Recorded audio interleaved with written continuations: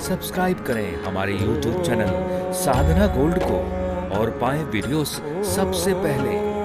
Bell icon दबाना ना भूलें। आप अपने पूर्वजों का उद्धार करने के लिए अपने जीवन में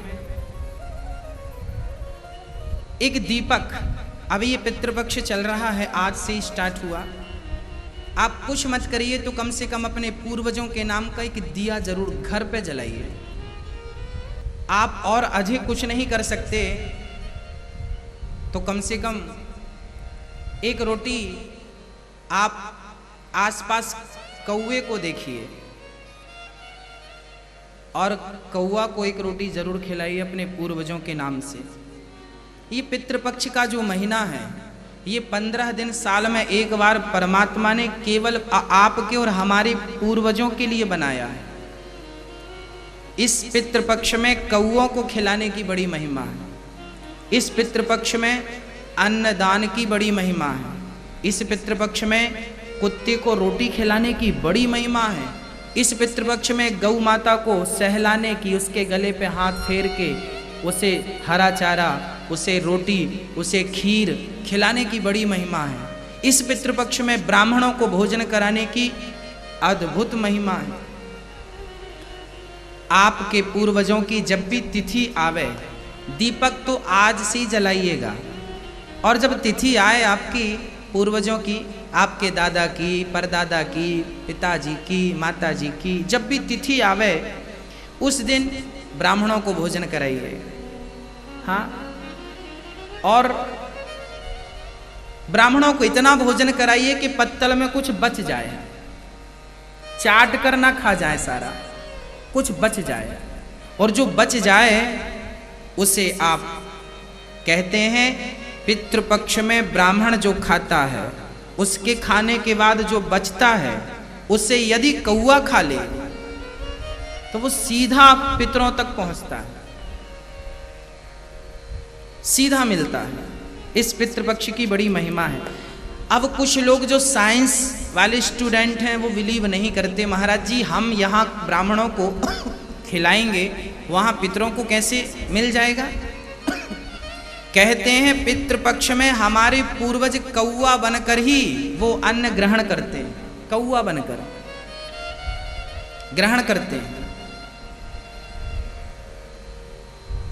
अब आप कहें महाराज जी कैसे पॉसिबल है, कैसे संभव है कैसे संभव है, सुनिए। जैसे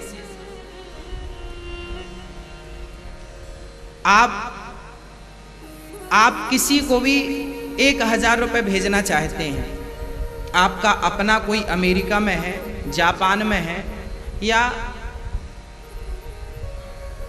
पूना में है। यदि आप अपने रिश्तेदार को, अपने बेटे को, आपसे बहुत दूर है, हजारों किलोमीटर दूर है, और उसे आप कुछ भेजना चाहते हैं पैसे, कैसे भेजेंगे। बैंक एक माध्यम है, आप बैंक में डालिए, उस खाते पर, उसके खाते पर आपका बेटा वहां निकाल लेगा आसानी से।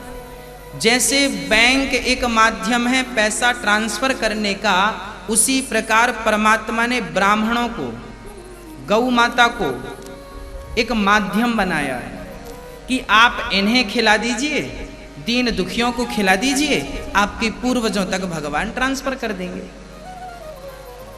तो ये ट्रांसफर प्रणाली जब बैंक का जन्म नहीं हुआ हमारे भारत में, तब से परमात्मा ने ये पितृपक्ष रखा है। अकस्मात किसी की मृत्यु हो जाती है, अकस्मात कोई फांसी लगा लेता है, कोई ट्रेन में कट जाता है, कोई एक्सीडेंटल हो जाता है, कुछ भी कह लो, इन सब की मुक्ति जल्दी नहीं होती। इनके नाम का यदि आपने श्राद्ध किया गया जी में, पिंडदान किया, तर्पण किया, और भागवत सबसे अंतिम सीढ़ी है भागवत। यदि आपने अपने पूर्वजों के नाम से भागवत कथा करवा ली तो मुझे विश्वास है कि 21 पीढ़ी तर जाती है। गया श्राद्ध से भी 21 पीढ़ी का विधान है। अभी मैं घर पे गरुण पुराण का ही अध्ययन कर रहा था तो गरुड़ पुराण में एक वर्णन है कि गया जी में कोई श्राद्ध करे। गया जी में राम घाट करके एक स्थान है, वहाँ कोई गया में जितनी बड़ा गया स्थान है, एक एक स्थान की बड़ी महिमा है। भगवान श्री राम ने दशरथ जी का भी श्राद्ध वहीं किया था, पिंडदान वहीं किया था।